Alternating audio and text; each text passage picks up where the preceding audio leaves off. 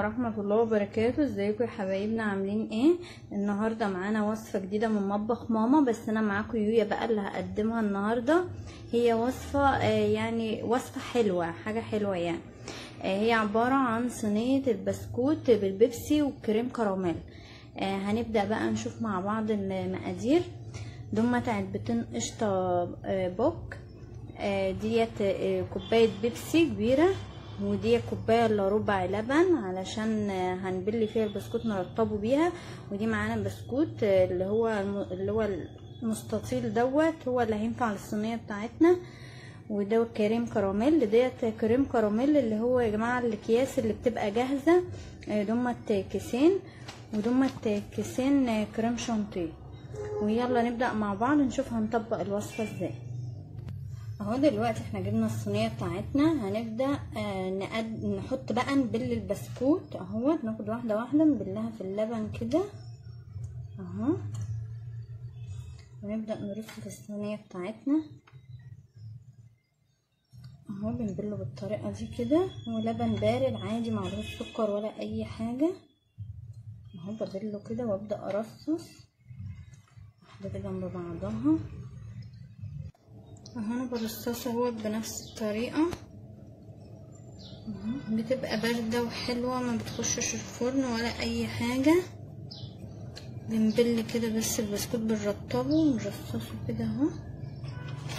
بكمل كل الكميه اللي عندي بنفس الطريقه دي اهو.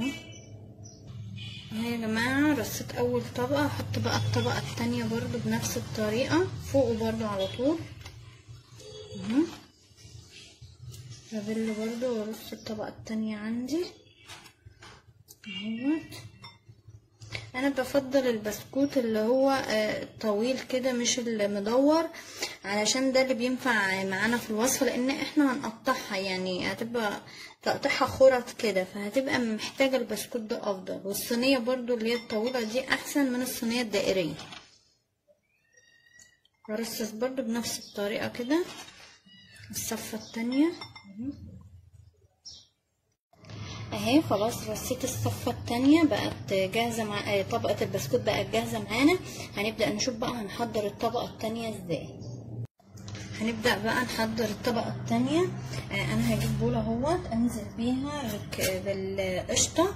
القشطة دي يا جماعة اللي هي بتاعت بوك بتاعت الحلويات، يعني ما تنفعش بالقشطة العادية. يعني قشطة بوك دي اصلا بتاع الحلويات.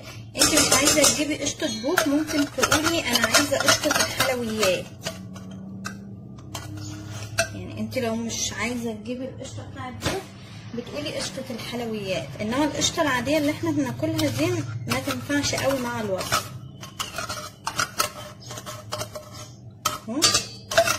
حطينا العلبتين اللي عندنا. ببدأ انزل عليها بقى بالكريم شانتيه على البارد، ما بحطش ولا لبن ولا اي حاجه ولا اي سوائل. هو القشطه مع الكريم شانتيه بنضربهم مع بعض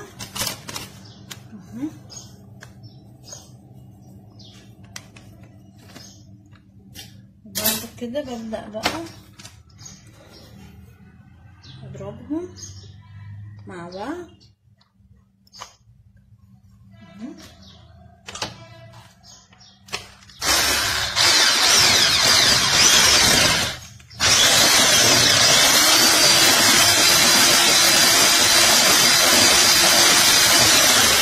اضربهم مع بعض لحد ما بيتجانسوا مع بعض خالص، وبتبدا القشطه مع الكريمه يتماسكوا كده شويه.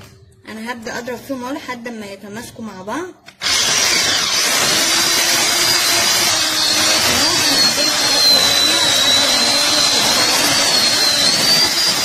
كده خلاص انا خلصت ضرب فيها اهوت، وصلت للقوام اللي انا عايزاه اهو. ادي القوام اللي انا محتاجاه منها هو ده.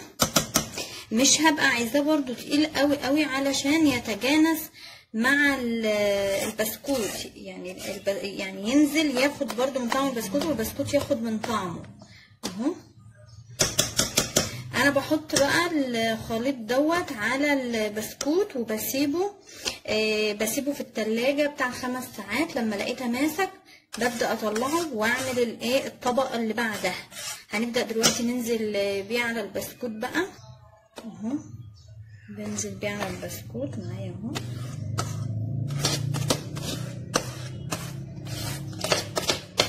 عايزه اقولكم الصينيه دي بتبقى جميله قوي وسهله وجديده، يعني مختلفه بقى عن الكيكات والحاجات بتاعتنا اللي هي المعتاده دي، حاجه يعني جديده شويه.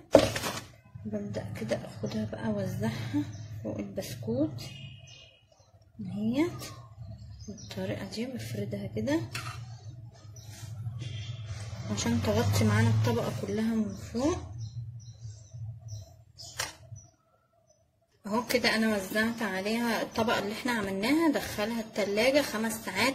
عايزه يعني لو محتاجاها في نفس اليوم بتدخلها 5 ساعات، لو انت ممكن هتحتاجيها تاني يوم ممكن تعمليها من بالليل وتدخليها برده من بالليل للصبح وتقومي تعملي الطبقه الاخيره بتاعتها. دلوقتي انا هدخلها في التلاجة وبعد 5 ساعات هطلعها واعمل معاكم الطبقه اللي فاضله.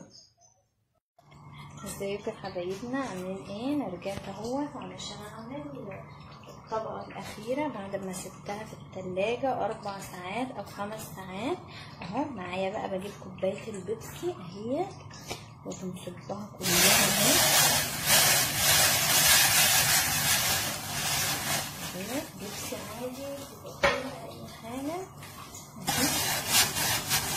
أول ما يبدأ يغلي معانا بنزل عليه بالكريم كراميل اهوت. مستنيه معانا يغلي اهوت.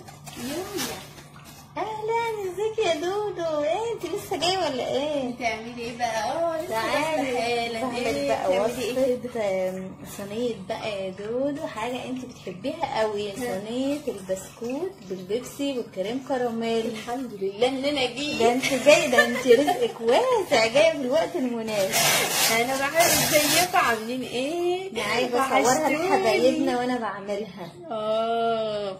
الريحه بدأت تطلع هي. الحمد لله. حماتي بتحبني يا جماعه. بقى جايه يا جماعه دودو دايما بتيجي في الحاجات الحلوه كده في الوقت المناسب. انا بصوا يا جماعه، هما ما قالوليش بس شوفوا بقى، برضو جيت وشفت وسمعت وحسيت وجيت. هي جايه على مفاجاه، جايه عامله لنا مفاجاه. انا اتفاجئت بيها بصراحه، واقفه معاكم اهوت في المطبخ لقيتها داخله طبيت.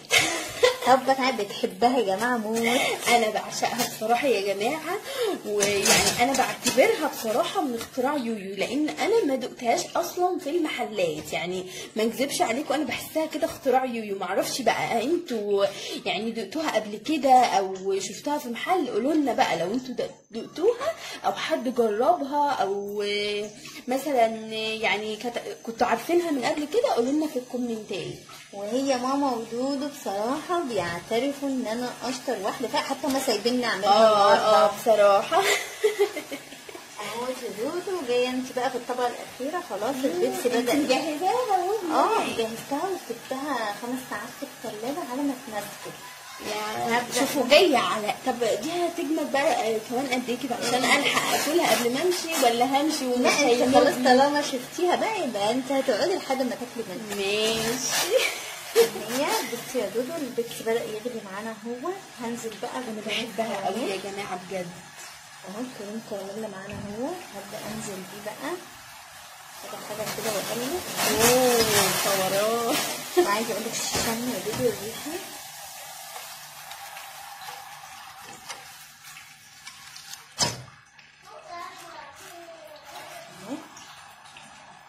اهو دودو انا بقلب الكريم كراميل اهو مع البيبسي بسرعه كده. انا مره يا جماعه احكي لكم بقى موقف كده، يويو بتكلمها، كنت يعني كان عندي ضيوف، المهم ايه قلت يويو كده ايه ما تقولي لي الوصفه بتاعتك دي، عملتها لهم يا جماعه. وكنت جايبه يعني ساعتها كنت عامله الوصفه دي، وكنت جايبه جاتوه وحاجات كده برضو من بره. والله العظيم الناس بقت حابه الوصفه دي وسابوا الجاتوه وقعدوا ياكلوها. يا جماعه زي ما دودو بتقول لكم كده، الموقف ده حصل معاها بجد، فنفسي ان انتوا تجربوها، هتعجبكم قوي قوي وهتقدموها لضيوفكم. بصي كده تحفه بجد وانبهروا بيها. هي كده يا دودو خلاص بقى جاهزه معانا. ما خد غلوايه بقى جاهز معانا. كريم كراميل خد غلوايه في البيبسي كده اهو، بقى ده قوامه وده لونه اهو. بعد ما خلص هنبدا بقى نصبها على الخليط اللي عندنا اللي احنا كنا مجهزينه اهوت. انا جبت معايا الخليط اهوت، هنزل بيه البيبسي بالكريم كراميل، هنزل بيه بقى. هو بيبقى سخن عادي، بيتحط هو سخن كده عادي. يا حبايب قلبي الطبقه اللي تحت دي خلاص يعني تماسكت وبقت كويسه جدا، مفيش فيها اي مشكله. تحفه ريحته يا ربنا. يا جماعه جربوها يعجبكم قوي قوي والله يا جماعه انا عملتها مره وكان ضيوف يعني كده كانوا اول مره يجولي، كنت عايزه حاجه بقى كده ايه تشرف كده، عملتها يعني مش عايزه اقول لكم قالوا عليها ايه بقوا يعني مهووسين بيها، والله بمعنى الكلمه كانوا مهووسين بيها. خلاص احنا دلوقتي بقى هنسيبها تبرد شويه بره، وبعد كده نحطها في التلاجة ساعتين 2. الطبقه ديت تتماسك نطلعها نقطعها وناكلها ونقدمها في الاطباق، وبتبقى حاجه جميله جدا وبتبقى بألف هنا عليكم. اهو معانا اهو بعد ما طلعنا صينيه البيبسي بالبسكوت جميله قوي، ومعانا ديت الطبقه الاخيره بتاعه البيبسي والكريم كراميل، وعايزاكم يا ريت تجربوها وطعمها جميل مختلف هتعجبكم قوي وسهله في عمايلها، ما فيهاش اي صعوبه. يا ريت تجربوها، ولما تعجبكم ان شاء الله قولوا لنا رايكم في الكومنتات، واعملوا لنا اشتراك للقناه وفعلوا الجرس عشان يوصل لكم كل جديد، واعملوا لنا بقى لايك كبير ليها. وبألف هنا.